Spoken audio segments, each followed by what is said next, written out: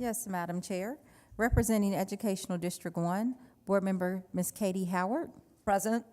Representing Educational District 2, Board Member Ms. Aretta Bowden. Present. Representing Educational District at Large, Seat 9, Board Member Ms. Jessica Johnson. Present.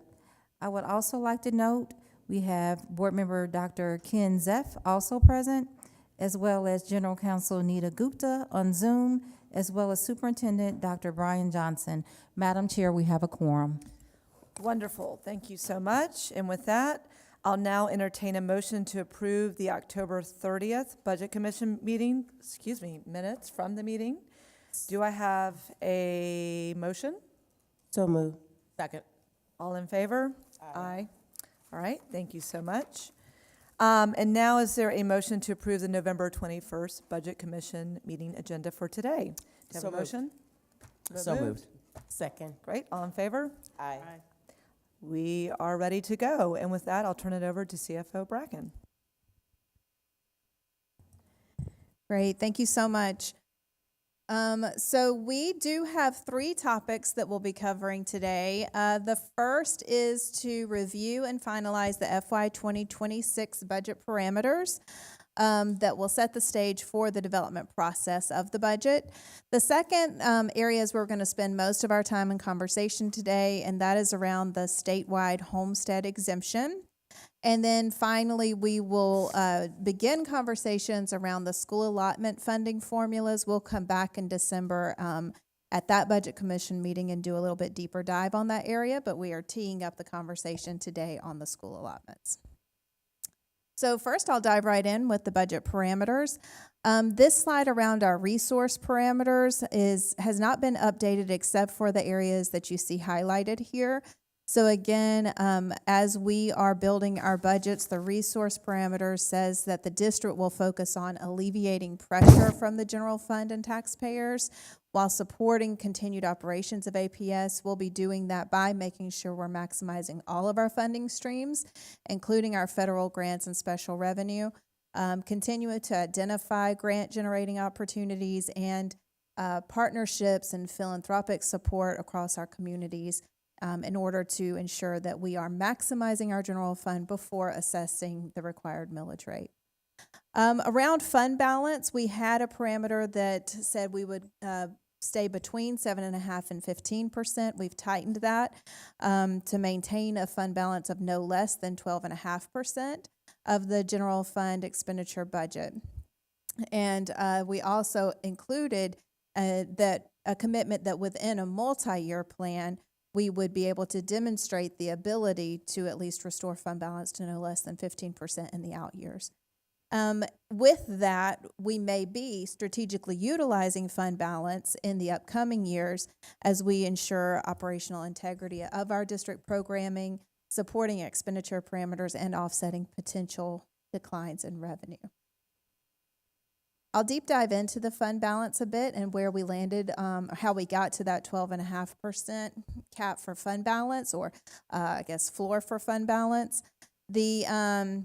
So just in general, fund balance is like a savings account. It's a reserve of money. It does not necessarily represent your cash on hand at any given moment.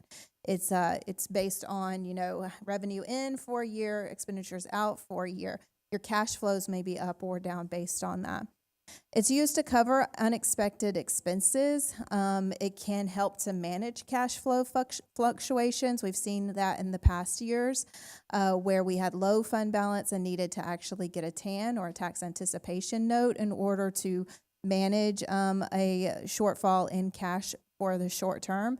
So having a higher fund balance does ensure that you're keeping more cash in the bank and maintaining financial stability during economic downturns. It allows the district to continue operations and to utilize that fund balance in the out years strategically if there's unexpected costs or if there are revenue shortfalls. Below that are some 3 guiding documents that we would use when we're setting our fund balance. The first that we've mentioned before is just a best practice recommendation from the Government Finance Officers Association. Within that, they recommend that we have no less than 2 months or a little over 16% within fund balance, and that can help to sustain some of those things that we talked about. Our own board policy, though, says that we will have not less than 7.5% of budgeted expenditures, but not to exceed 15%. So our own documents are shorter than that best practice by the 15%. And that's likely due because that board policy was set to align with the state of Georgia guidelines, which says that school districts shall not exceed 15% of that year's total budget. What we do within our policy is to get more nuanced than that 15% because we do say of uncommitted fund balance.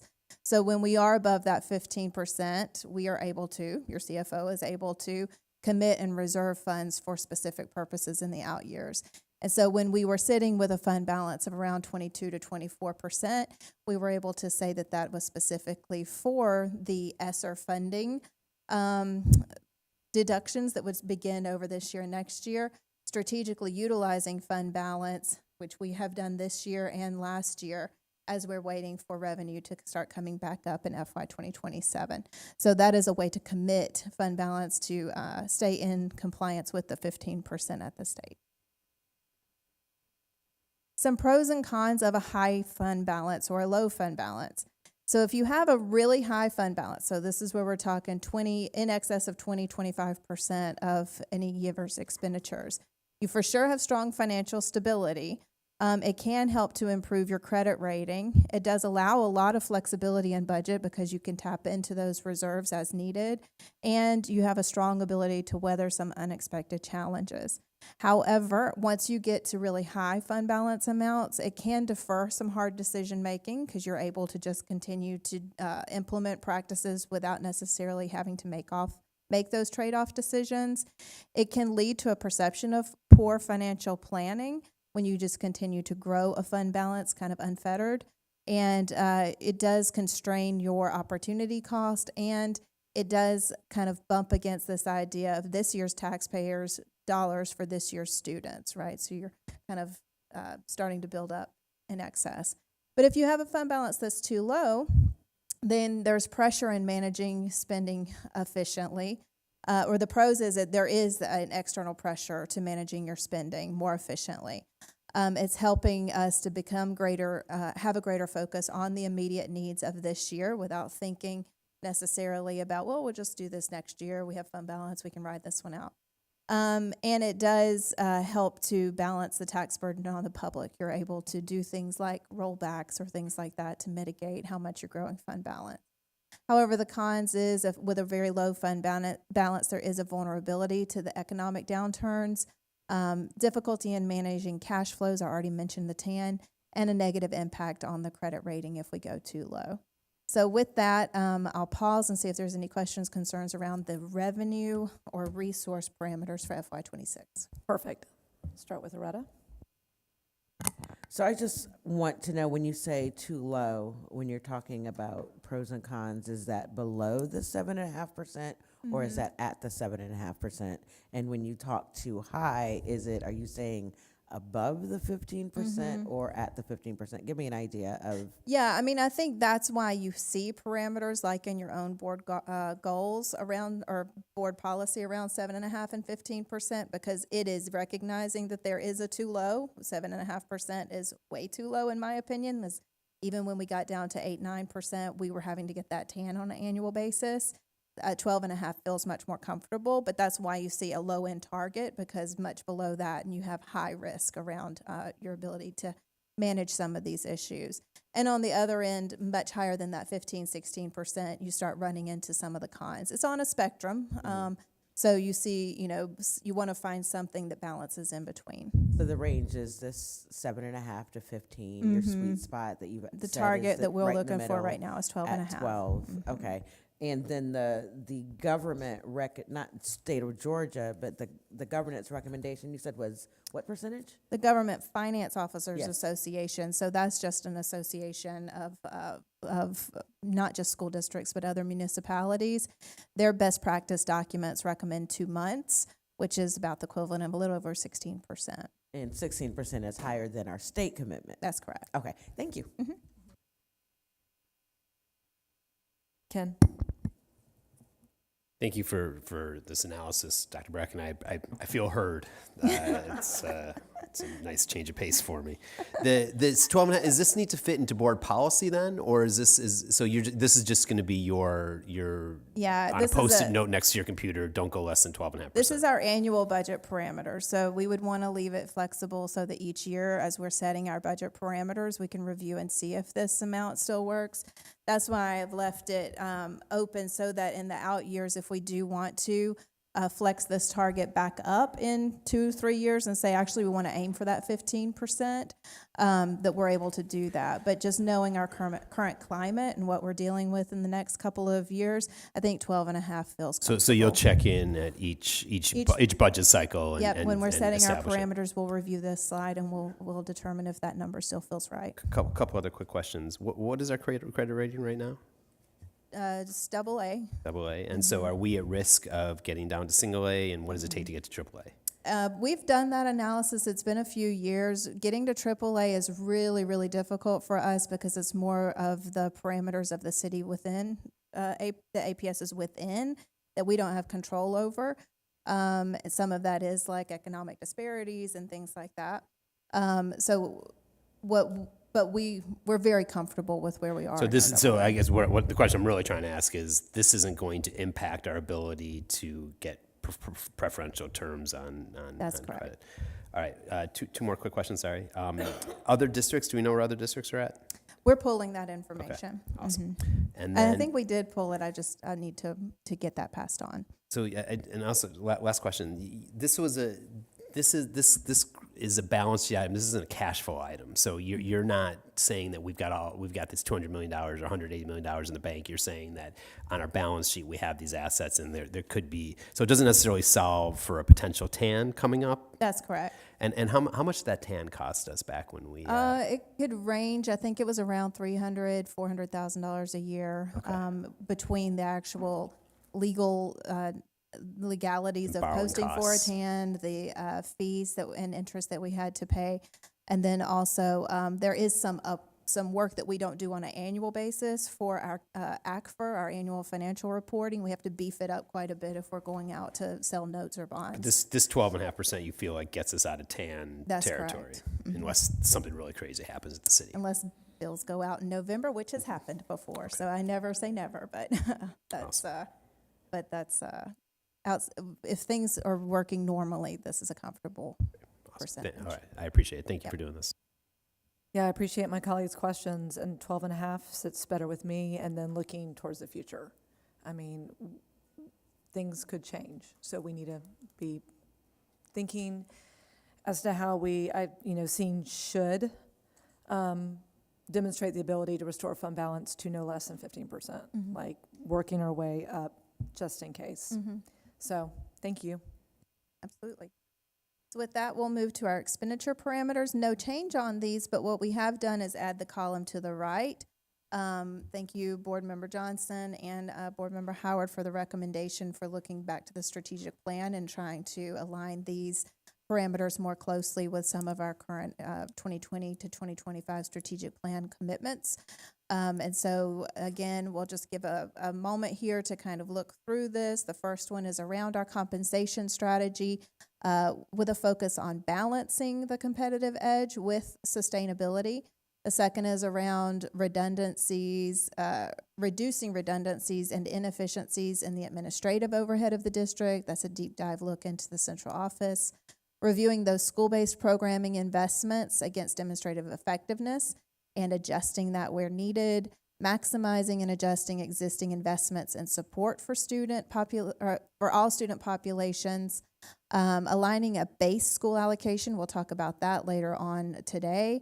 Adopting a position on HB 581. We'll talk about that later today. And aligning the current and multi-year budget process with a facility master planning process. Any questions on the expenditure parameters? I don't have any questions as much as thank you, and Dr. Johnson, you all for working on the alignment right now with our strategic plan, which will set us up going forward as we work to narrow our goals, and we'll have a new strategic plan. So this is helpful. All righty. And again, just grounding those parameters in some decision points that we'll be talking about, which is includes refining our assumptions, revenue decisions, our school allocations, right-sizing conversations, and central office review. With that, I'm going to move us into our meatiest topic for today, which is the statewide homestead exemption. So we have teed this up for the board before, but we're going to take a little bit more time today to go in depth on two aspects of the House Bill 581. The first is around the way this bill caps increases in assessed value of homestead property and the opt-out provision for this bill. The bill does do other things as well. It revises the taxpayer notice. It does change requirements for assessment and reductions of appeals. But we're going to deep dive on those first two for today. We showed this sign before. We were still waiting on November election. It did pass, so we are in the reality now of having conversations about how we will take action around this bill, whether we will opt in or opt out. So we do have a homestead exemption currently. The state of Georgia has a statewide homestead exemption for all qualifying homeowners. This is in the amount of $2,000.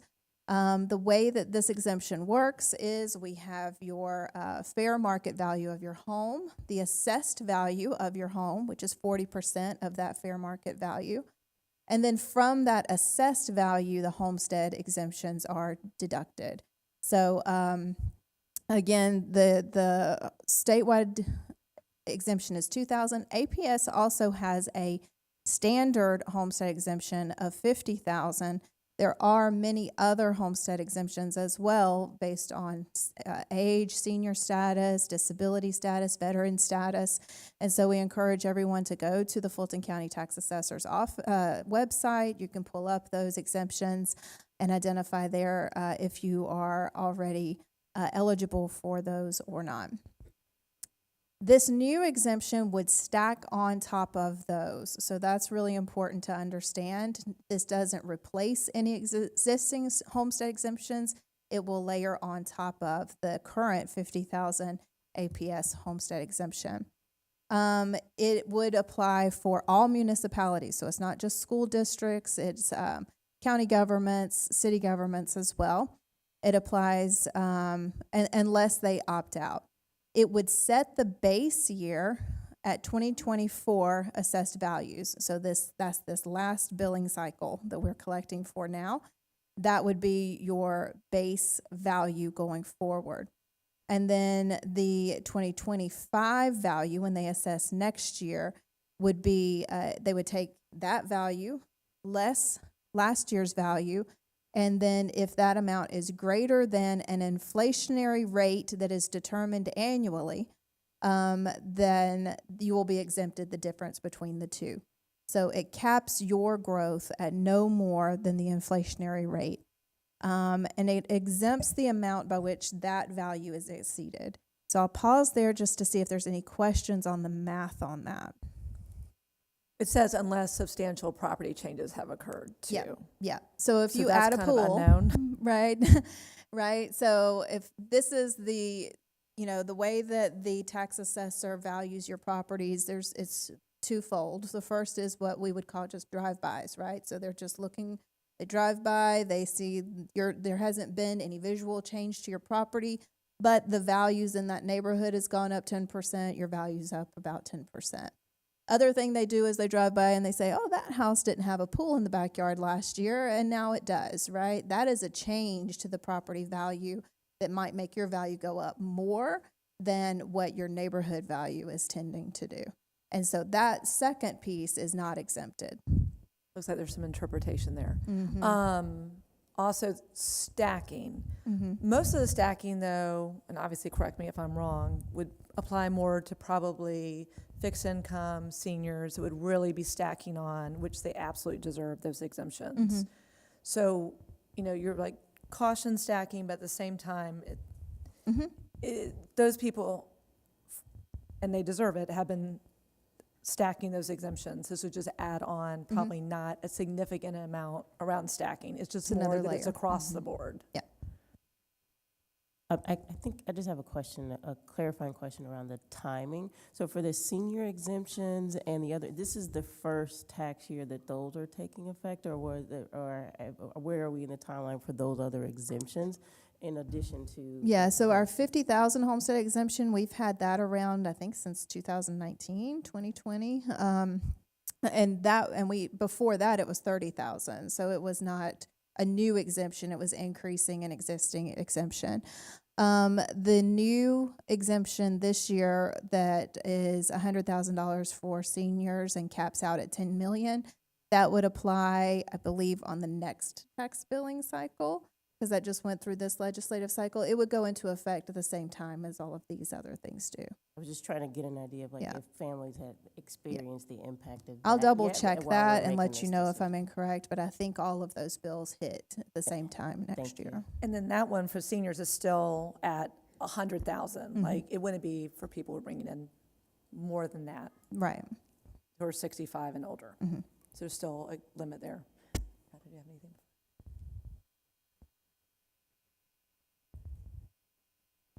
Yeah, just a quick question on the timing. Is this is proposed, would this cap in, would we feel this in the 25-26 budget then? Not the 26 budget. Yes, the 26 budget. So the budget that we're budget talking we are about. building right now. Right, would so be in the there. parameters that, and right now in your modeling, you're living in a world with the cap. So this would. When I talk about $100 million gap, I'm assuming that we are living in this world. Yes. Got it. And we're going to get to how much this would cost us next year. We don't know yet. Our preliminary estimates are around 45 million. Got it. Okay. So I want you to run through the math for me again, please. Yep. Okay. So I've got a slide in that we were going to look at, but it's too much, but I can send it separately or we can pull it into another meeting.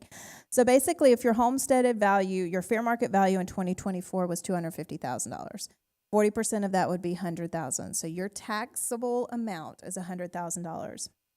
Then we would take our regular APS homestead exemption, which is $50,000. So now your taxable amount is $50,000. And that's your base year. So we're going to apply our millage rate, 20.5 mils to 50,000, and that's how much you pay in taxes. Now, let's say next year your property values go up like 15%, right? So your specific property is up 15%. Now your fair market value is $287,000, but which means your assessed value is $115,000. That $115,000 is going to be bumped against last year's $100,000. And that 15%, you're not going to pay 15%. You're only going to pay whatever the inflationary rate was that year. So let's say inflation is still at 3%. So you're going to see a secondary exemption. You're going to see our regular APS 50,000 exemption, but you're going to see a second exemption, which is the difference between that 15% your values went up and the 3% in of the inflationary rate. And that amount is also going to be reduced from your property. So instead of paying what would have been around $62,000 of a value of around $62,000, you're going to see an exemption on top. Well, your total exemption would be about $62,000. It's an additional $12,000 on top of that $50,000 you had before. And then the next year, let's say, yep. So then that additional 12 on the 50 makes it what? So it would be $62,000 would be your exemption that year. So It's just in so this then what do example. you tax off? I'm trying to figure out. So it's Did it go down or up versus that previous year based on it's that going way calculation? up, right? So No, I you're want to no, because it went up 15%, but inflation was only 3%, so you basically got credit for 12. So Right. you only went up 3% Correct. versus the 15%. So, it So went your up, but exemption, you're just going to 3%. see that 13% or that 12% in there as the exemption amount, right? So you'll still see what your house is valued at, but you'll see a below the line exemption of the difference between that value and the inflationary rate. So what happens when I guess if there's no difference then, or if it's negative, then nothing happens? That's right. Okay. It's only a ceiling, not a Okay. floor. Yeah. Thank you. And it accrues over I'll know I'm a time. So number that's the challenge. So next year, your values go up 10% again. Now you're 25% over the base year, but let's say inflation was only 2%, right? So now over those 2 years, you're only paying 5% more, while inflationary pressures, while the values have gone up 25%. I'm confused though. If everyone's property rates are going up 15%, how's inflation only 3%? Well, our property values don't align with inflationary But there's no, pressures. housing stock. So is it set at 3% or is it set at the rate of inflation? It's set at the rate of inflation within this CPI bill. or like what is it? Exactly. Okay. It's annually determined. And is it in Atlanta inflation or nationwide? Wonderful questions that you're asking, Board Members F. We don't have answers for any of that. It's a moving. Seems like it would matter. It would matter quite a bit for how we can anticipate what our actual revenues would be on the annual basis. But the bill itself is not very clear on how they would determine what metrics they would use for the CPI rate. My Core gut inflation, is it with energy? Is it with food prices? is it city by city, municipality by it's probably just Georgia, maybe not even Georgia, maybe it's the United States. We don't know. We don't know what that inflationary rate would be on an annual basis. So it introduces a lot of uncertainty. It does. Yeah. Yeah. Well, and the substantial property changes too. So when are we going to find out more details on those pieces? Yes. That means we don't know yet. That's correct, yeah. And that would come We're from starting the to get state. more information just about how, unpacking the bill, all the legal teams, all of our, associations are starting to put all of the policy wonks on this and unpacking what it means.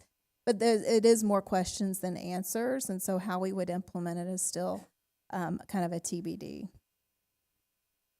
And I'm sure our tax commissioner's office is feeling that crunch as well, trying to determine, especially on districts that already have some sort of floating homestead exemption cap, where these things do stack. There's a no less favorable thing. So they would have to run the calculation on every single property to see if it's more favorable or less to do their own exemption or this exemption. It's kind of a logistical nightmare, but yeah. I know we're still getting through this piece, but the other systems that are already looking at opting out, do you have those? I don't have the exact systems. Maybe you do. There's from the recent survey that went around to the Georgia school superintendents, 27 are planning to opt in, 68 are planning to opt out, 10 are undecided, and the rest didn't answer of the 150-something districts. I guess, do we have any even anecdotal information of kind of what led some of those districts to their decision? I think that, so I will go to our pros and cons list, and this is kind of what I'm hearing as from those districts. Some of the pros of a homestead exemption versus a millage rate is you can do targeted relief to homeowners. That's why in the past we've worked with our legislative bodies to do things like homestead exemptions, senior exemptions, instead of just across the board millage increases, which you'd see most of the benefit at our big companies. The corporate piece of the digest gets the most relief through a millage adjustment. It also provides some level of predictability for both APS and homeowners. We, again, don't know if it's 3%, 2%, 1.5%, 8%, depending on what the inflationary rate is every year. But we do know that there is going to be some certainty around cap for your growth at your own property. It would expedite the annual millage rate process because basically it's waived. Once you're capped, the millage, unless you're raising the millage rate, that process changes a bit because of this bill, and it could limit other local legislation towards the property taxes. I'm saying that as your CFO, that we would at least know, we could anticipate fewer targeted exemptions like the senior exemptions we saw last year. that once we had this homestead exemption, it might relieve that annual process. Some of the cons are, this is a one-time decision that boards get to make. So if we don't opt out by March 1st, we are in this going forward. And there is no opportunity for us to review, which goes to our second one, and the third one, which means it is severely limiting our access to local revenue and constraining our local government control on how we set our revenue. So by doing this, the only lever that we would have to raise revenue going forward is through the millage process.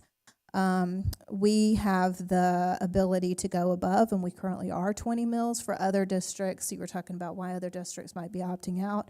They're capped at that, so they can't go above 20 mills, so nor can they anticipate property values being the way that they leverage additional revenue. And so there is definitely some constraint just around local control and the ability of boards to make decisions around their revenue. And we did get a question on that final one. It was tricky. I was hopeful that this one would not impact the local fair share since it is a statewide exemption. Typically, statewide exemptions like that $2,000 exemption I mentioned before does not impact our local fair share, which means when the state is deducting the 5 mil share from our QBE allotments, they are also deducting that homestead exemption. They're assuming we're not collecting it. However, since they've given us the opportunity to weigh in, it is now a local decision. And so this would be treated like a local homestead exemption when calculating the 5 mil share, which means that we would also see the reduction in our QBE funding. Basically, they're saying, here's 5 mils worth of your values, and we are assuming you would collect it. Because you opted to not collect it, that's on you. You still have to give us the 5 mil equivalent as if you were collecting it, which puts additional burden on our state funding as well. That's what we've heard so far. That hasn't been completely ironed out, but that's what we're hearing around the local 5 mil share. I'll pause and see if there's any questions or concerns around this.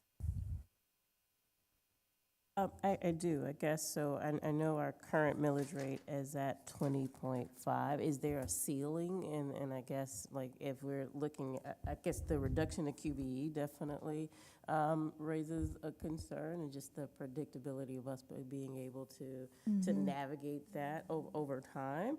But also wouldn't want to totally offset the benefits of an exemption. So what is that? What's the balance between those? Yeah, so we don't have a cap for our millage. We've been able to roll it back over the years that I've been here. We started out at 21.74, now we're at 20.5. We were able to roll off our debt millage, so now all of that's operational. So we've been able to give relief through our millage through the years.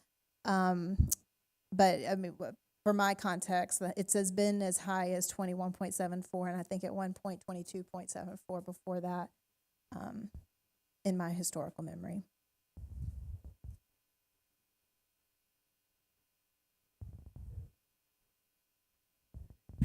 I process verbally, so so the question that I get, and I'm sure many of us get, are from our seniors, that they're really feeling the pain, and yet they're probably contributing relatively less than some of the really expensive properties. It's sort of our seniors that have been aging in place, and they're paying a disproportionate share, but the millage feels disproportionately high to them. You mentioned targeted tax relief through millage. Can you talk to like, so if we were going to do something like this, it'd be nice to be able to answer questions of like, hey, this is a very blunt instrument that the state offered us. We want to be more targeted to help folks that really need help, and not just across the board, because across the board actually is really going to disproportionately favor our highest property valued homes, which aren't necessarily the folks that are feeling this, that care about this pain as much. What might targeted relief look like? So I think on the spectrum, the millage is the most blunt instrument we have, because it even affects our, $20 million corporations. Then 1% rollback on the mill for them is hundreds of thousands of dollars. For a homeowner with a $250,000 home, $20 over the course of a year. So millage is the least targeted, right? On the other end of the spectrum is a great example is the bill that was passed this year that was targeted to seniors, targeted to low-income seniors, and you're able to get very specific in giving relief to the populations that need it the most, while being more progressive in your taxation of properties that are seeing a lot of value increases. Again, value, APS is, the city of Atlanta is increasing values by design. That's what our TADs are doing, our tax allocation districts. The point of those is to increase development, to increase value, to bring in business. And we participate in 7, 9 of those now. So, growth is a good thing. What we want to do is protect our homeowners, our families, the residents, the seniors that are being negatively impacted by that growth. But we want to capture the benefits of that growth back to the district where we've invested a lot of our taxpayer money in the past in the TADs. So I agree. I think the TADs are a little bit of a wealth transfer from our lowest income taxpayers to our development community. So I think there's a separate conversation that I think That'll you're be in bringing January. TADs in January, so I'll hold off on that. How would we operationalize progressive targeted relief for our seniors and low income housing? Is that in this room, or do we have to go to the state? How does that happen? Yeah, we'll go to the state. You'll see that come up at your December board meeting where you're talking about your legislative priorities. Great, thank you. Because, yeah, as Ken's pointing out, and we're discussing, it's not just seniors, it's not just fixed income. It is people trying to afford a home in the city of Atlanta and cannot. And then also just development costs, everything, everyone's feeling the brunt. So for us, also balancing that with, we want to make sure that Atlanta stays a diverse city it is, but we've got to make sure that we're funding education for our students, especially those that need a lot of support. And appreciate the targeted tax relief, appropriate tax relief that doesn't rip the rug out from underneath us. Thank you, Senator Estevez and Jen Jordan, who started that. And she's tried with seniors then too. Also considering where we are looking at the next session. So just thinking about our legislative agenda, but the realities there in that space, and then may limit other local legislation towards property taxes. That's something for us to think about as well. I mean, we don't know exactly what the temperature will be over there and how that would affect us. But it's been good to hear from people, which we've been listening. We listen to our constituents throughout the city, and we know that, increases are good because people want their property value to increase. You don't want it to decrease, but again, how do people get the level of support they need? And last thing I'll say is there are organizations clearly within the TADs that are working to make sure that legacy homeowners can stay in their home, and that we need to continue to support that however we can. And we do have people sitting on different boards and involved with different groups that are focused on that. So I think we're looking more broadly, but again, we have to balance it with making sure we're able to do and sustain for our students. And I can tell you're processing. Just one quick question. So we cannot, in this room, offer targeted relief. It has to go through the legislature. Yes. Yeah. Okay. We can't do that. And back to the millage. What we So can do is set a millage. But if we go too far below, we cannot go back up. We have never tested that. We can't go, so it's 20 point or is it 20 just mils. 20. So to give relief additionally would be to roll it back more. But if, again, we haven't tested it, but knowing, and it's good you point out that other systems are below 20 And capped at 20. and capped. Oh, no, you're fine. So I think I'm just trying to process. So the number this year is 45 million, right? And then as we think about future budgeting years, that number will likely increase based on whatever the inflation rate is. From our lens, then how are we proactively thinking about where those funds will come from so that there won't be an impact to the district over time? Well, I think that you're very limited in where additional funds can come from. It it would be through the millage to, I mean, we're 73% funded through, 79% funded through local revenue. Local revenue is the way that we fund most of our programs, our compensation in this district. And so when we reduce from that area, we're very limited in where we can have leverage with the state. The state funding formula is the state funding formula.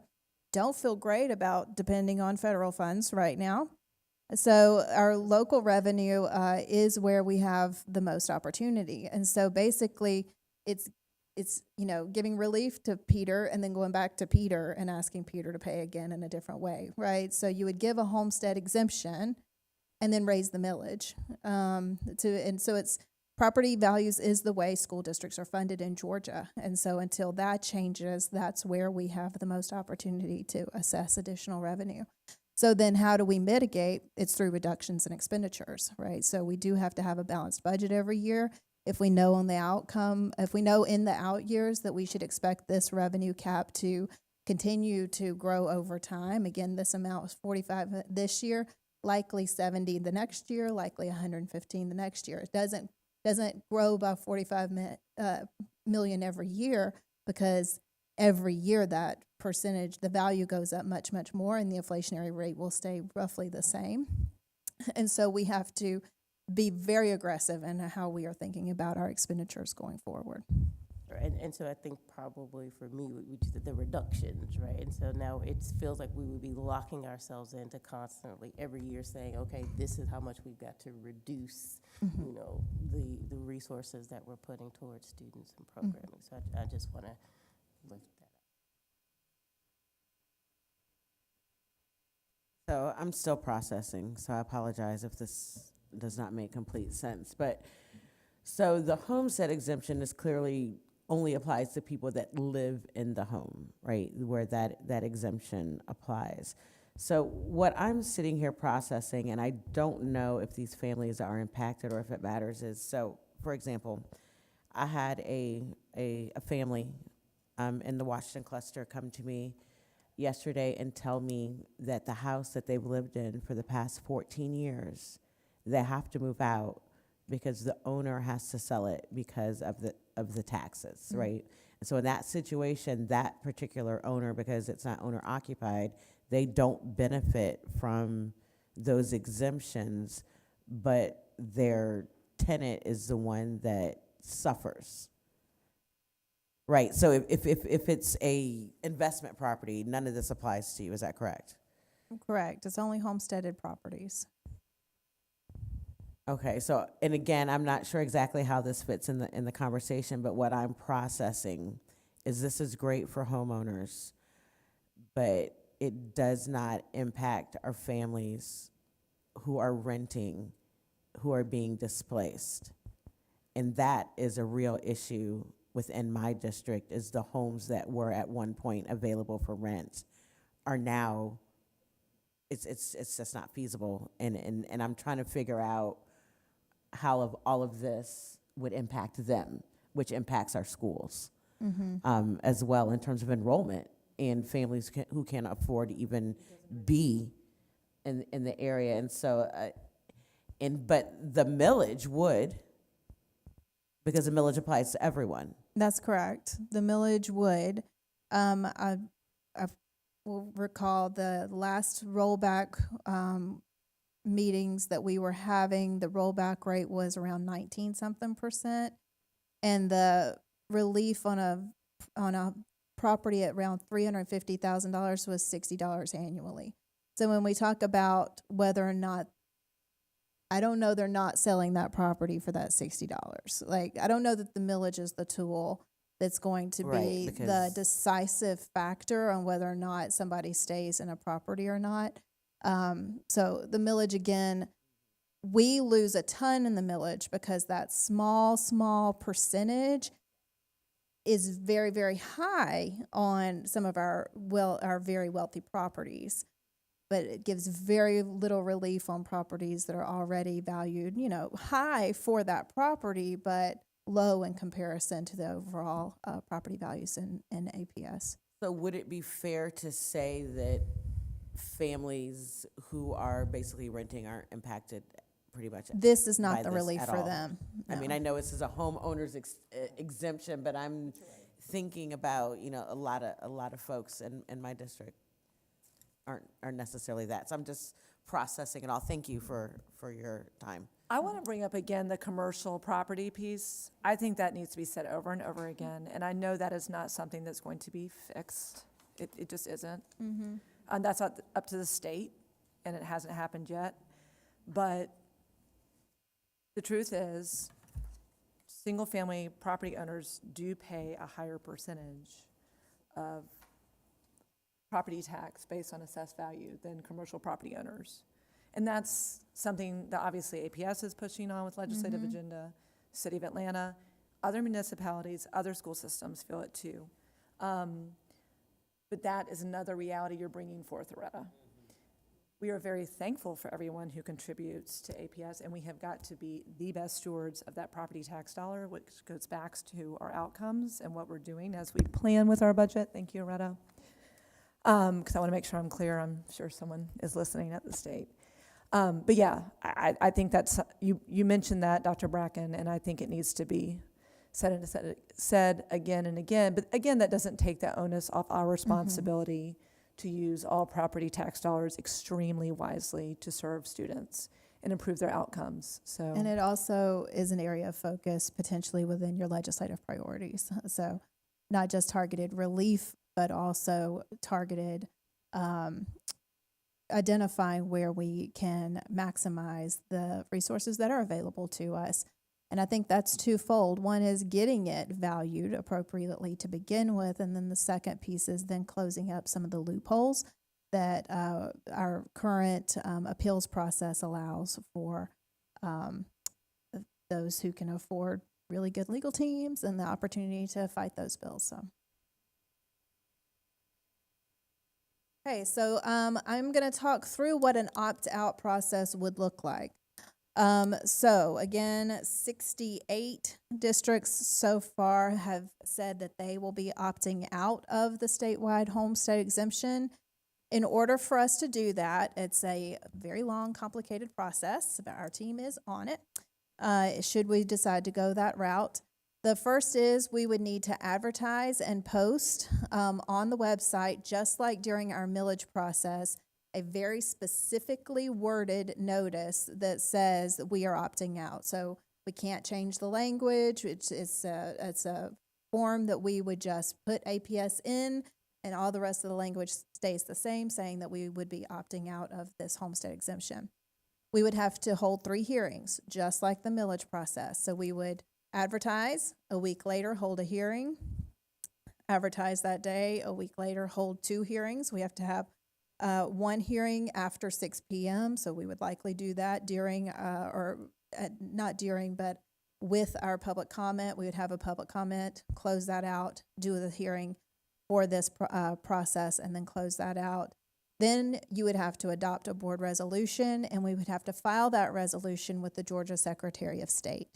We would not be able to begin this process until January 1st, so we can't run our first ad until after January 1st.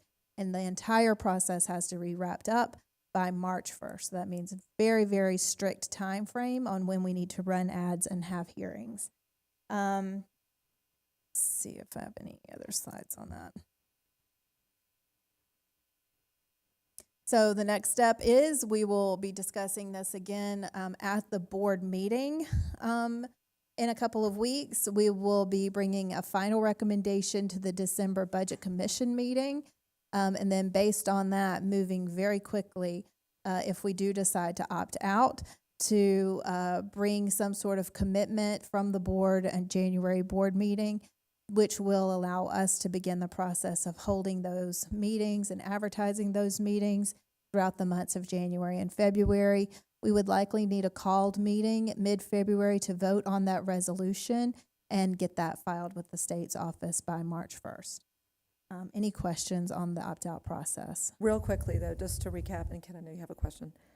Right now, and Retta, 45 million is what you're estimating right now, but we have no idea if that would grow? We're just saying starters now.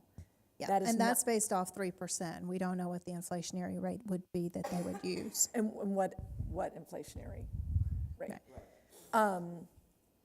And then that 45 million is not factored into our 100 million? It is. It is, Yeah, okay. so that would cut our gap in half. Okay.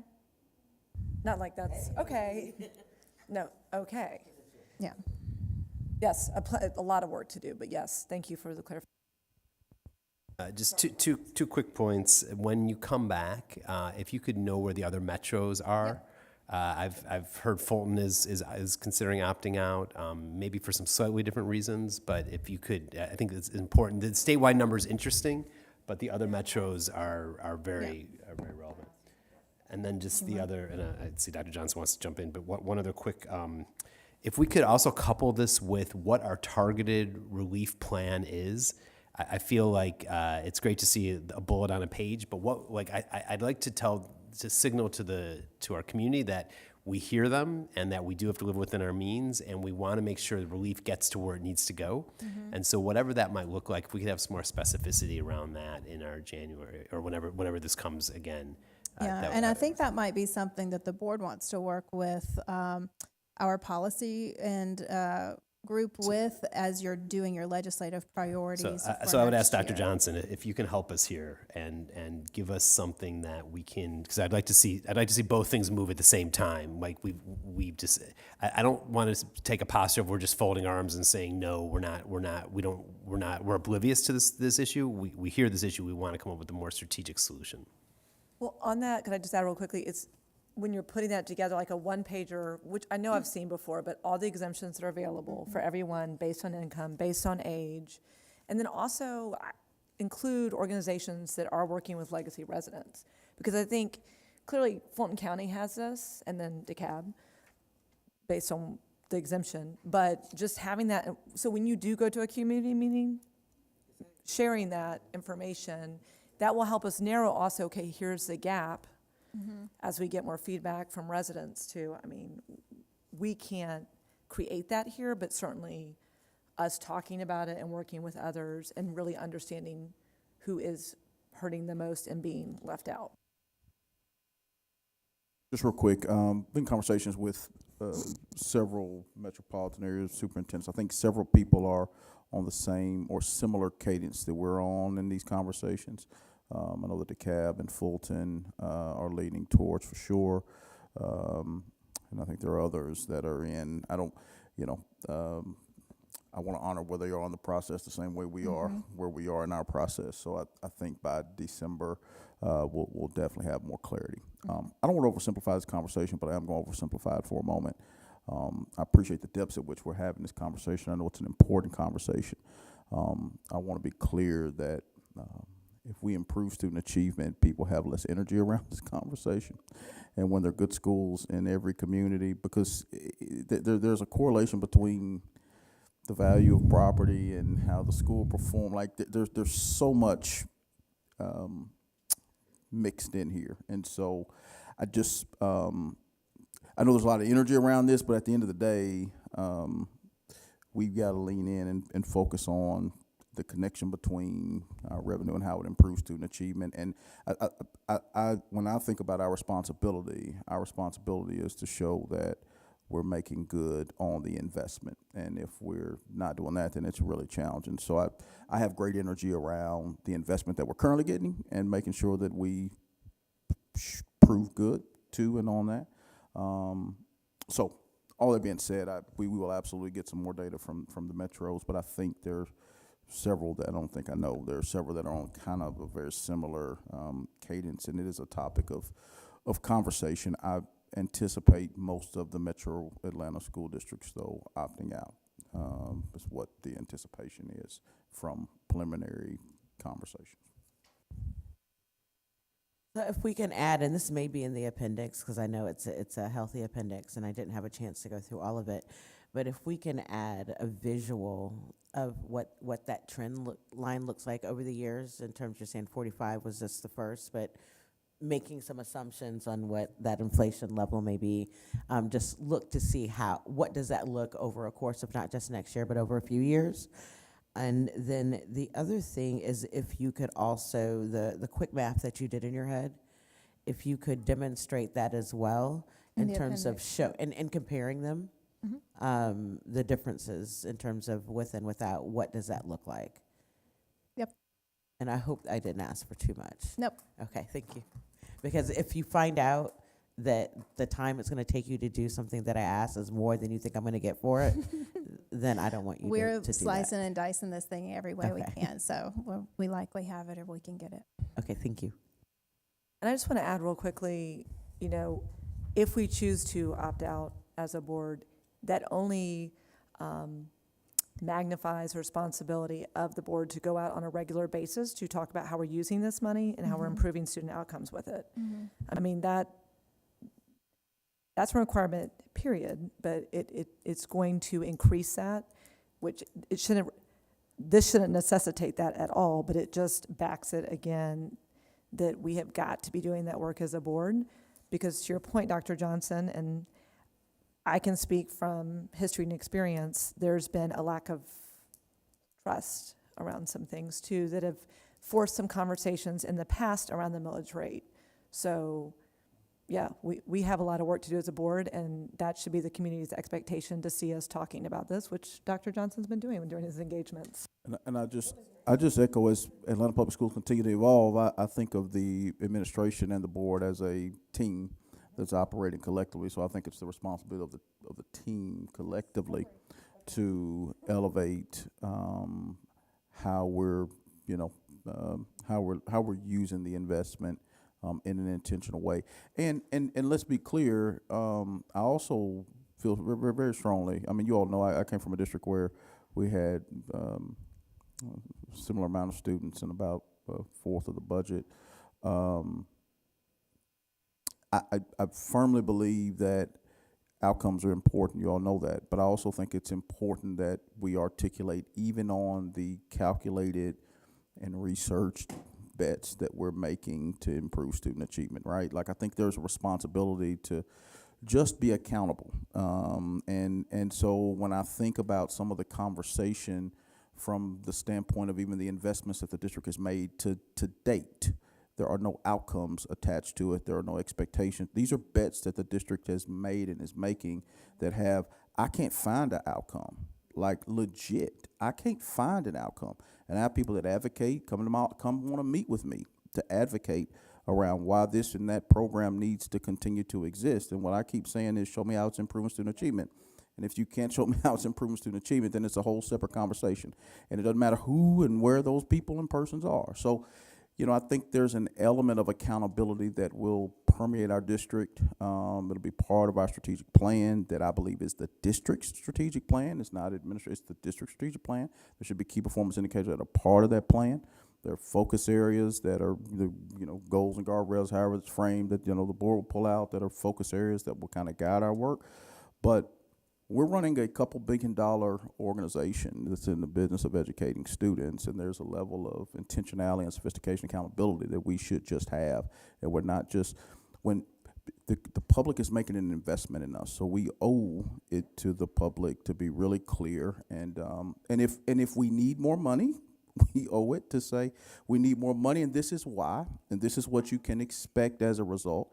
And here's what we did as a result of what you invested in. So it's a cyclical process, and I think that some of the system structures and processes, right, that are just running good schools and running good school systems and running good business, whatever you want to call it, because some of those have maybe not aren't necessarily as systematized in the reporting and the accountability. I mean, I go back, and I know people say this all the time, like, I go down the list, signature programs. So I go down the list, and I know these are tough conversations. Turnaround, millions of dollars that have been invested.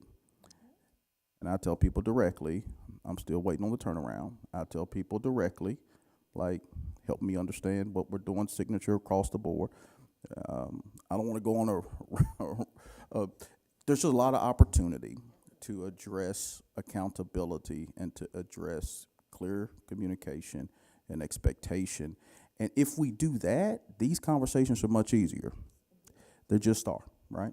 Because we know, okay, guys, we need to opt out, and I can go to the public and say, we need to opt out of this because here are the reasons why. And so the reason it becomes difficult, I think, is because that there's some missing connectivity that's necessary. So. Thank you. We wholeheartedly agree, and it is a team effort. And get ready for engagement come January with the board around our goals and working with Dr. Johnson and connecting it to the budget, because it will absolutely build trust in what we're doing and why we need the money we say we need. Alrighty, so that is TBD. We'll bring it back a couple more times, but we are going to be aggressively moving forward on a recommendation and then the process to implement that recommendation. So the next, I'm moving a quick sneak peek on the school allotments guidelines for next year. We have started gathering the data that we will use to input into the formulas. We do have our preliminary enrollment projections. Good news on that one is it is up from last year for our traditional schools. And so, again, as a district, we're still seeing some schools declining, some schools outpacing in growth. But overall, we see some enrollment increases in those projections. We are currently working with the program managers for some of our specific programs to get their allocations, such as special education and ESOL, and we'll be inputting those recommendations into the allotments as well. So what we have the most control over at this point is to identify what the formula should be going into next year. Just as a reminder, we want our funding formula to be student-focused, equitable, transparent, and easy to explain, differentiated based on our student populations and the needs of our specific students, predictable over time, empowering to our site-based leaders and go teams, and aligned with our overall district strategy and student outcomes-focused governance. And so we'll keep those as parameters as we are looking at any adjustments to the funding formula for next year. Just grounding us in where we currently are. So this is our current FY 2025 budget. We had about $300 million that we called unlocked, or that were flexible dollars that were pushed out to schools through the student success funding formula. Those are the per pupil dollars based on student weighted attributes. And schools can purchase back programming positions with those dollars in the blue column. So all of the core teachers, the school administration, gifted EIP, counselors, paras, graduation coaches, subs, and other flex funds are and other supply non-personnel dollars are purchased using those SSF dollars. On top of that $300 million is another $200 million in more fixed allotments. We use the term locked loosely because there is still some flexibility in how these dollars are used as well, but they're specific for a program. So such as signature programming, our turnaround dollars, title dollars, CTAE positions, special education, psychologists, nurses, social workers, custodians, etc. This is the weights. So this is the input to the formula. If this is the outputs and the positions that and programming that is supported, this is the inputs. So this is the way that we are allocating the dollars that a specific school would receive. It starts by their projected enrollment, which is applied by the base weight. And so the bulk of the allocation, that $300 million, is going out through the base weight. Last year it was like $5,200, right around there per student. On top of that, we apply a grade level weight, poverty weights, concentration of poverty weights, gifted and a gifted supplement, incoming performance, English learners, special education, and a capacity weight, which was new for FY 2025. We have some stability allocations that go in on top of those student allocated weights, including our small school supplement for schools that are less than 450 students at elementary, 550 at middle, 650 at high, a baseline supplement for schools that fall below a certain threshold in their allocation, and transition funds for schools that have been impacted by district level decisions such as rezoning or redistricting. So we have some decision points going into next year. There's some things that we're trying to solve for as we are reviewing the allocation model for next year. The first is this question that has come up every year. We continue to work to answer which is what positions, programs, or funding categories should every school have at a minimum? So it's again reviewing what that baseline is. What is the minimum that every school should be able to afford? Not saying that they have to buy those things, that every school would look the same, but we can verify that a school is earning enough funds in order to purchase all of those or that suite of options that are available to them. Secondly, once we've identified what those positions and programs are, what are the formulas that derive those allocations? So how much, right? So if the question one is what is in a school, question two is how much of that thing is in a school. Question three is then how can it be used, right? So how can schools use those allocations? Is it tight? So, for instance, our special education positions have fallen into that category in the past, where what they are allocated is what they then use for those positions. Where is it flexible? So, counselors is a good example of where there's been flexibility in the past, where we've allocated dollars for that position, but schools have discretion at what ratio and staffing levels they want to use for their counseling. And then what is loose? So schools have some full autonomy. That's a lot of our non-personnel would fall into that category. And so, and then the fourth is, do we or are we committed to a certain level of discretionary or flexible spending on top of that allocation? So that's what we're trying to answer as we are looking at building the school allotments for next year. These are currently the positions or programs that are in our schools. So, and they've been bucketed into different categories. So for direct instruction, we of course have our core classroom teachers, we have art, music, PE teachers, world language teachers, connections and electives at middle school and high school, kindergarten para positions and other instructional para and non-instructional para positions, supplies and non-personnel funds, subs.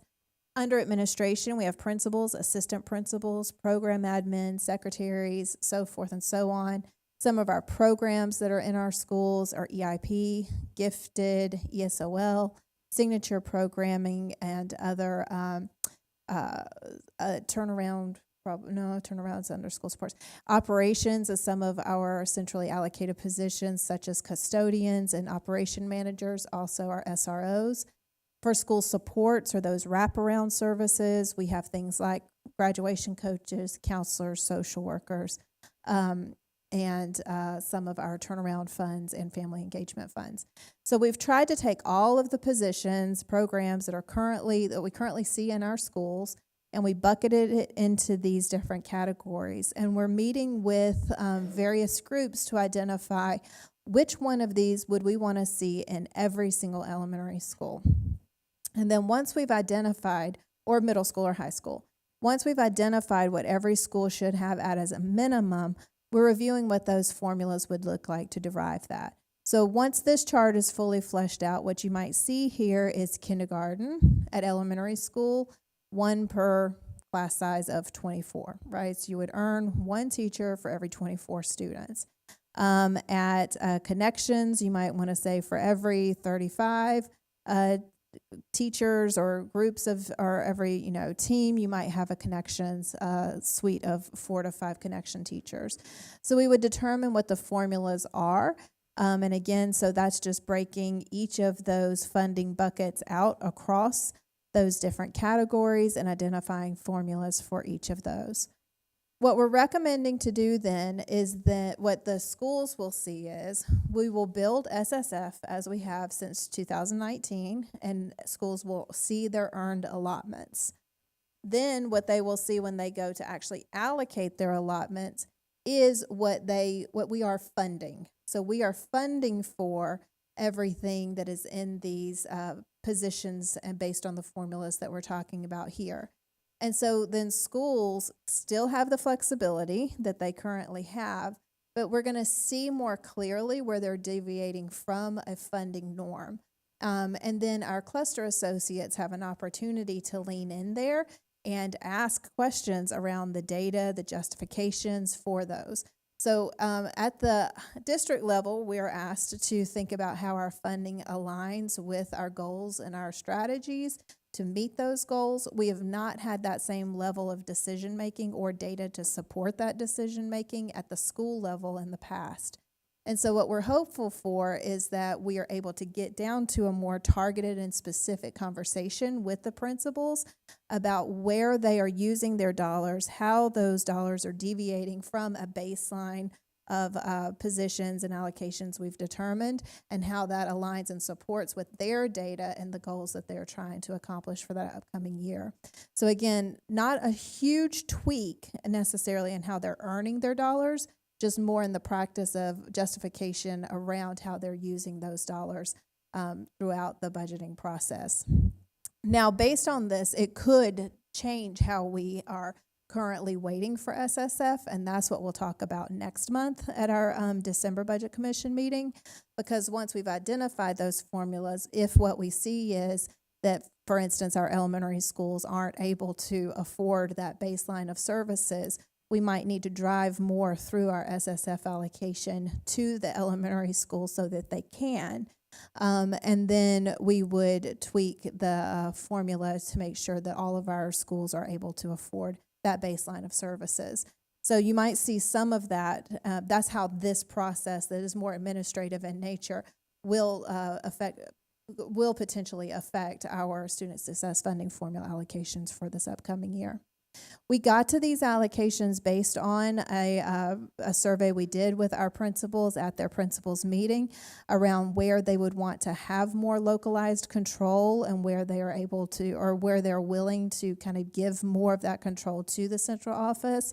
And that's what's governing some of our conversations around what allocations we would be holding more tight, giving flexibility with, and where they would have a lot of autonomy, or we would have those be more loose. And again, this is what I was just referring to. So why this process leads into our overall budget development. We would need to first identify what the current gap is between a recommended baseline at every school and what SSF is actually generating. Once we've identified that, then we would adjust SSF and increase or change the per pupil and the grade level weights and the funding categories so that schools can afford that recommendation, and then determine what discretionary dollars schools should have on top of that. And that will determine how we are allocating for the FY 2026 school allotments. I'll pause there and see if there's any questions. Again, this is just a preliminary update on where the work we are doing right now. That will be firmed up by the time we get to or more firm by the December meeting, and we will be releasing budgets mid-January. So we still do have some time to run these analyses.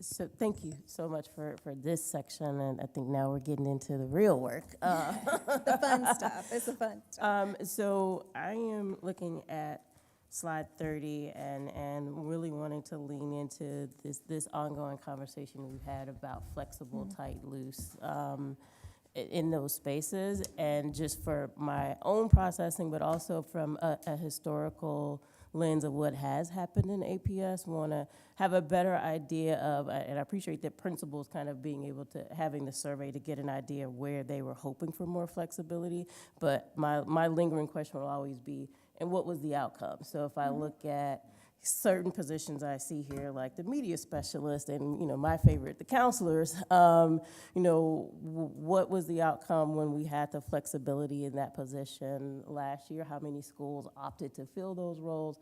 I believe several years ago, media specialists were kind of opt in, and 29 schools chose not to have them. What has been the impact of that decision over the years? And so, just want to get an idea, especially in our along with our soft G goals, like some of these positions and opportunities, as we're thinking about the flexibility. How does that impact student outcomes in those spaces?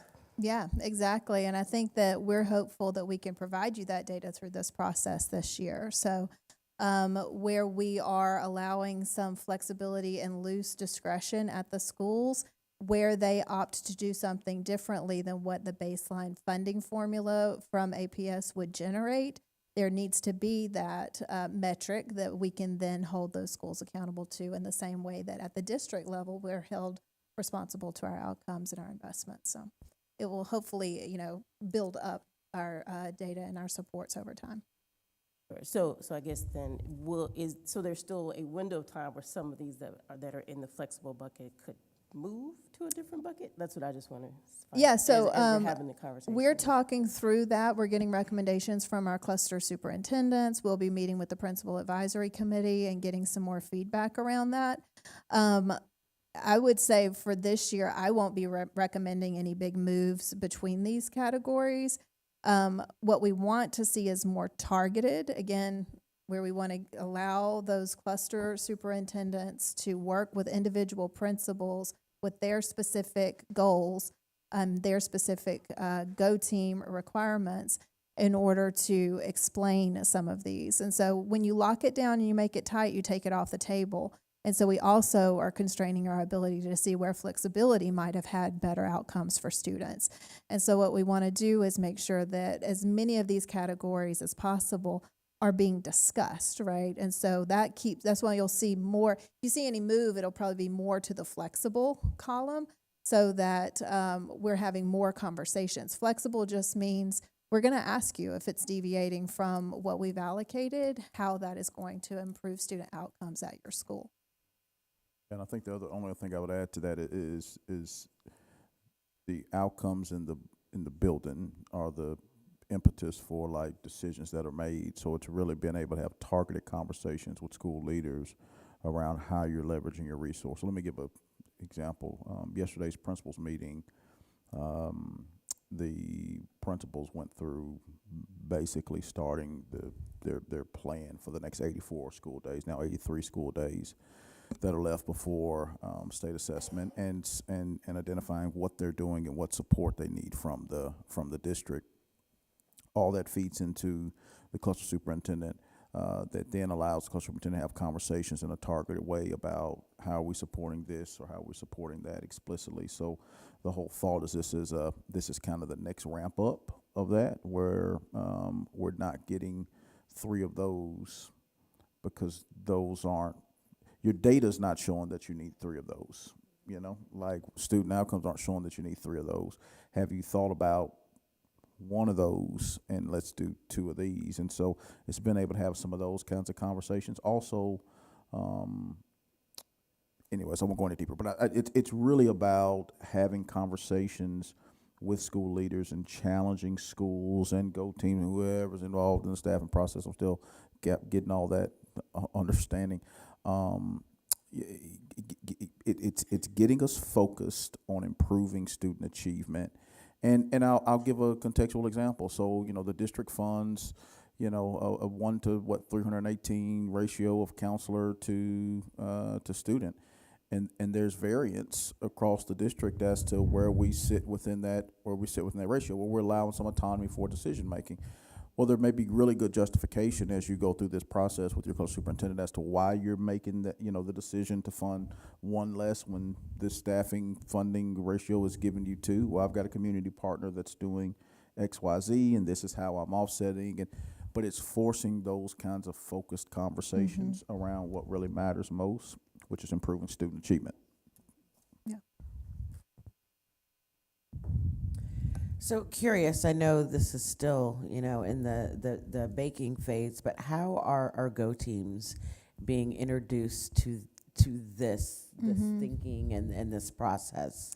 So we were, so some of the budget team was able to join the cluster advisory team meetings, I think last week, and started teeing up some of these conversations, kind of walking these through with everybody. So we started with the conversations the board had last month around 2 schools looking very differently and how comfortable we are with that. What is that base level that every school should have, where we want to control and put our arms around it?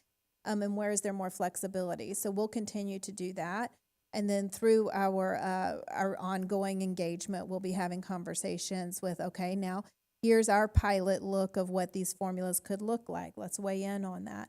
So we'll continue to engage multiple parties throughout this process. And I think for the go-to, like our whole goal is to create more transparency around the budget at the school level, right? So it's us saying that we're budgeting, we're funding 17 teachers and 2 counselors, more than 7. Some of our schools may have 17 teachers funding because of small numbers, but most of them have more than that. But we're funding this many teachers and this many counselors and this many assistant principals for this building. This is what we're funding. Now, you've got some flexibility as to how you choose to manipulate's not a good word, but how you choose to leverage those resources for targeted areas, but it creates some checks and balances, so to speak, for that cluster superintendent, and for that go team, frankly, to be able to, say, why are we doing that? You know what I mean? Like, are there some other things we should be doing? But again, hopefully it provides more transparency for go teams, for, the district just in general about where the investment's going at the school level. Yeah, and I think it does. That's where we would want to target more training and supports for the Go teams, is how to, helping them to ask these questions, because it's running a mini board meeting around a budget adoption, right? So they're looking at their school's budget. They should be asking questions around principal. I see that APS has given you X counselors and you've done this. Like, how does that meet our goals, right? So it's helping them to engage in the process in a different level. Yeah. Yeah, so kind of speak more globally about what my observation is as a new person coming in. Like, you've got this outcomes-focused approach at the system level, right? So the board holds the superintendent accountable to improve student achievements, to improve student outcomes. Well, if you have disconnect in what that focus is on the ground, you're not going to get what you want to bubble up. And right now, we've got a good bit of variance as to how we're approaching things. And look, there should be nuance from community to community. Every school's a little bit different, but there are some tried and true things that work, and we need to get to a place where we're not so nuanced, and we're nuanced in everything from curriculum and resources to, student to teacher ratios to, you name it, there's variance. And maybe that's fine, but here would be my counter. If we're going to operate that way, then you can't hold your superintendent accountable for the outcomes at the school level. You know what I mean? Because it's so this will feel a little bit tighter, but I do think, again, I want to be clear. I'm a former principal, right? So I don't come in this seat from the standpoint of not having the school context, former teacher. So as I've engaged, I don't think schools are fighting this conversation. We'll fight we'll go about it thoughtfully, and most of our schools are doing a lot of really good things that make sense, but there are some things that you kind of begin to say, okay, why are we doing that? And that push and pull is where the opportunity, I think, exists in this process. Oh, go ahead, Ken. Go ahead, Ken. I'll come back. Thank you for that, Dr. Johnson. I do think that, this is it from a board stand, at least from my chair. It's interesting to look at these. I leave this all up to you. And to your team, this. I'm glad there's some rigor here. I'm glad some thoughtfulness. I do see SROs in the tight category. I do wonder about the new SRO we had for elementary school, if that's already baked in, or if districts have. I know I've heard from schools that, gosh, if we could have another counselor instead of an SRO, that I hope there's a room to have that conversation. We were just at an event last night where, a couple elementary schools are very convinced that we're not going to SRO our way out of the challenges we have, but our schools do have mental health issues. But I offer that just from the sideline and for folks to consider that is not our role.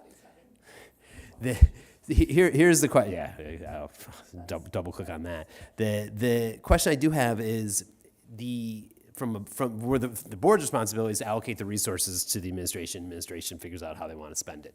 We hold you all accountable for that. If you go up to the unlocking, go to slide 21.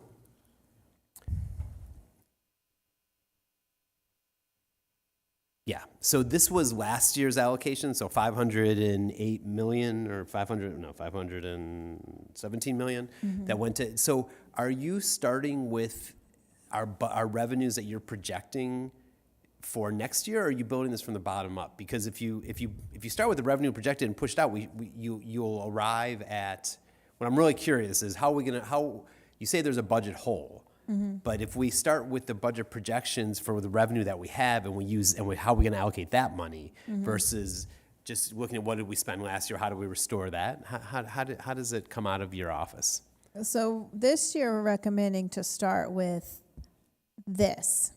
So actually building out, it's really we'll be building 2 budgets for this upcoming budget cycle. We'll be building the budgets using a more traditional funding model. So what we did in this district prior to 2018, what some of our neighborhood districts do using funding ratios and a suite of positions. So Every we'll build, 25 kids, you get a teacher. Exactly. Every We'll 250, build you it get an out AP. to say, like, this is the minimum that your school should be able to fund. We'll bump that against what SSF pushes out. And what we hope to see is that there's some cushion there, right? So that so again, we haven't done that piece in the last few years of just really looking at what every school should have. Once we've identified that, and we've identified if there's cushion on top of that, that cushion is where I would look to close any funding gaps on going into next year. And so preliminary, what we look at is just building it with the formulas that we had prior to 2018 in this district. SSF is more generous to the tune of about $15 million than what we would be funding had we still been using the old traditional funding formula. It has shifted a bit, so it looks like our elementaries are underfunded under that context. Our middles and highs are overfunded. So that's where it gets to where and why you guys come into play. We will be asking for a bit of a change in our SSF allocations through those guidelines and base weights pushing more towards elementary schools. So that is the input of the budget dollars in order to ensure that every school is able to cover that baseline. And let's say on top of that, there's 4% of discretionary dollars above that. I might come back to the board and say, to help close the budget gap, schools will have 3%, no more than 3% of discretionary dollars on top of their baseline.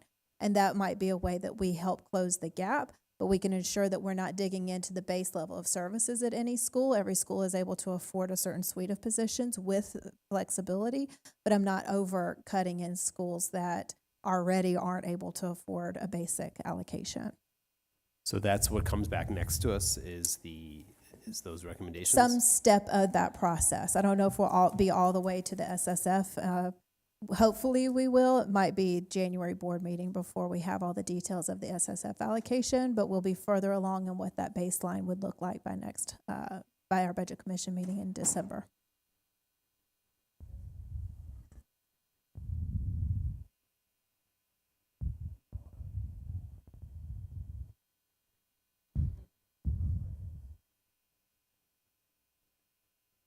So, what I'm hearing is data-focused and support from cluster superintendents. So when we're talking with the community, which we're not that far down the road yet, but Go team and just the understanding of how we're making these decisions, we're looking at data and we're looking at the uniqueness of our schools. But I was at that meeting too last night where it was said, we need to have a better ratio of counselors to students, but it's not quite that simple. Counselors are very important, and it looks different at all our schools based on size too.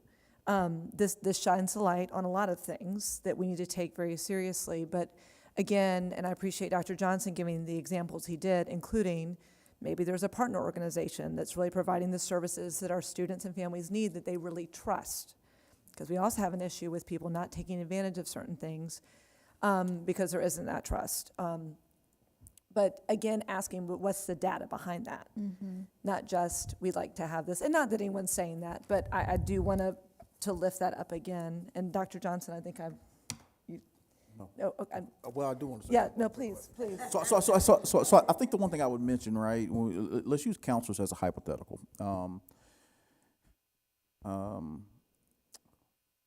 We can't have everything, and I think where the challenge is going to be is, and the beauty of this process, once we get it fully figured out, is that we're going to fund the school. If 1 to 318 is our ratio, we're going to fund the school at 1 to 318. And let's be clear. Let's talk about counselors explicitly. 1 to 250 is the national standard. You know what I mean? And so we're funding at a 1 to 318. So it's pretty good. Not, you know what I mean? You love to be at that 1 to 250 or 1 to 225, whatever the additional whatever school would be. But the principal, right, and the GO team, along with their coach, now have some decision making. And here's where it gets, and here's where I think we get in really tough situations at the system level, right? Is the principal decides, I want to have let me just use STEM. I want to have a STEAM or STEM integration coach. Well, now I'm going to pull the funding from my FTE that was a counselor to hire for. That's a choice. That's a decision you make because you feel like that's going to have a better impact on your students than that counselor is going to have. We can't in turn consistently be in the position where, you know, and I'm using counselors, and you know, Lord knows we got, you know, mental health challenge. We'll continue to experience the need for SEL supports, but we can't continue in the pendulum of, well, oh my gosh, we don't have enough counselors. That we're actually funding at the ratio. There are some school-based decisions that are made, and we give a level of defined autonomy in making those. So I think what we're trying to create is more transparency so we can have specific conversations. No. Actually, we're funding 3 of those for this school. Now, between the school administration, the GO team, the coach superintendent, there was a decision made because, you know, of some calculated bets. I'm using that word. Must be time to go to Vegas. I don't gamble. I'm just messing. But we're making we're taking some calculated risk that this investment in STEM is going to really transform something, specific that's going. Fine, right? If that's a decision that you're making at that school level. But we can't keep coming back to, well, the district isn't funding us at this level. Let me also say this, because I know the SRO and whole child support conversation continues to toggle back and forth. I think there's a standard of service we should provide to schools from the standpoint of safety and security, and then that should be the standard, right? And I think we can dig into that a little bit more. But if we're going to put an SRO on every campus, then that becomes the standard. Now, I've got a question as to whether, and Chief and I had this conversation a little bit, whether some need 4, some need 5, like what do we, let's get that number right. But if we're going to have a standard, let's have a standard, and then let's move on to the next thing. And so I think there are a couple of different conversations in here that at the end of the day, the transparency around how we fund schools will only, although it's not the boards, these are the questions that you all get asked when folks come up, and we want to arm you with the actual data and information so that you can say, no, I've been in some other areas of our community where we say, well, we're not getting the resources. And I say, no, your per pupil expenditure is this. Yeah. And so, I think it's important to have the data to really be able to speak specifically.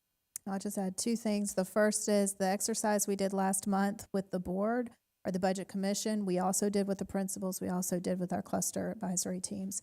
It is an exercise in how to explain those variances school by school, and that's why we did it. It's so important if we're going to continue operating in a model where we believe that site-based flexibility and autonomy is a good and empowering way to move student achievement forward.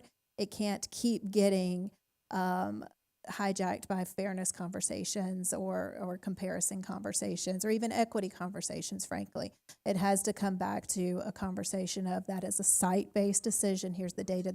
But what we don't have in the past is the data to support those, or really a lot of data around how those decisions get made. And so we do get kind of spinning our wheels around those conversations.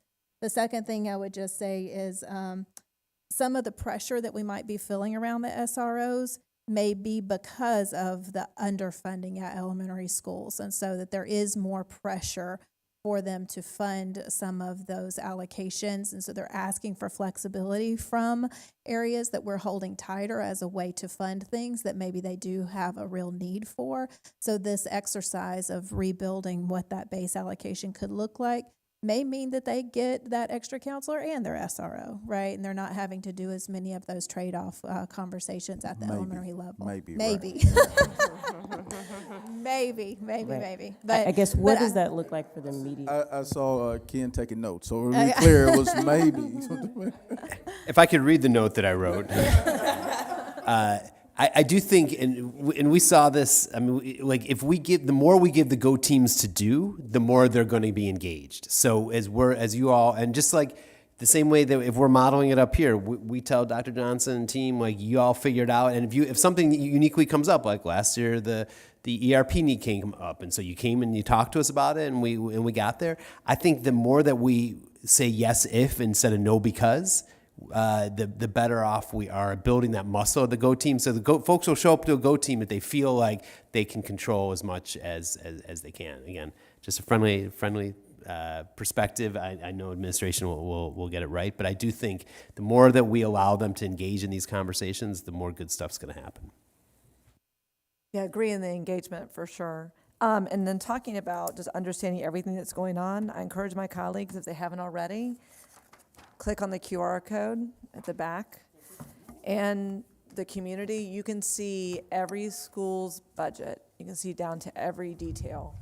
And it's really important for us as board members to understand that, especially the Budget Commission.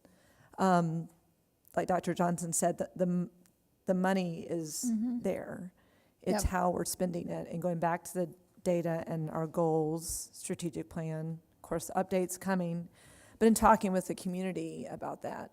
Yeah. It's And this is extremely how those important. schools earn. If you want to see how those are used, those are in our budget book, which is through OpenGov on the budget website. It is a dashboard. You can navigate through it. It's very clickable, and you can see how the schools then used those dollars that they earned on this spreadsheet to purchase positions at their individual school site.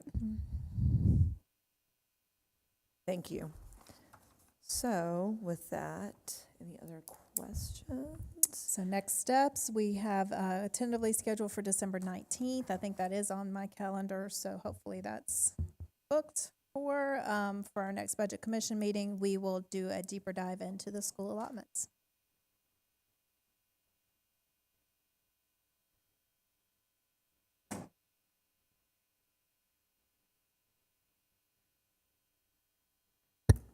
We'll to be determined on the time, noon or 1. I know there's a little bit of confusion this week, which is fine to move up to noon, but we typically do 1 o'clock, so we will make sure. I'll to be get less out- hangry if it's at 1, but I can We've do done 3 noon. before, because we had to move it to December, to October from September, anyway.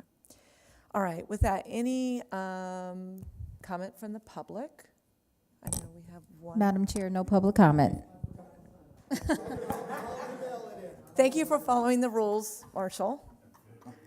You can email us, you can call, text, whatever you want to do to make sure we hear from you, and anyone from the public, you can reach us any of those methods really at any time. So with that, is there a motion to adjourn? So moved. Second. All right, all in favor? Aye. Thank you all so much.